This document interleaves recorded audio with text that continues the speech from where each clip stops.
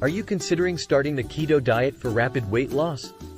While it can deliver results, there are several common mistakes that you should be aware of and avoid. One significant mistake is consuming excessive amounts of saturated fat. While increasing fat intake is a key aspect of the keto diet, it is crucial to choose healthy fats. Instead of opting for processed meats and high-sodium bacon, focus on sources like avocados, nuts, and olive oil.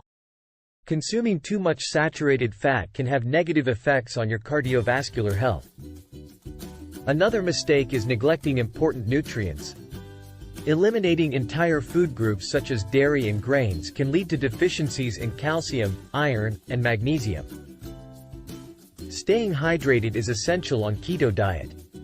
Many individuals experience initial weight loss on keto due to water loss, so it is vital to replenish those fluids to avoid issues like constipation and the keto flu.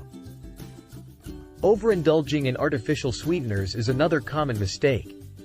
Sugar alcohols, such as maltitol, can cause digestive issues when consumed in large quantities. Accurate tracking of your carbohydrate intake is essential to stay in ketosis. Be mindful of hidden sources of carbs, such as milk and sugar-free products. Subscribe for more.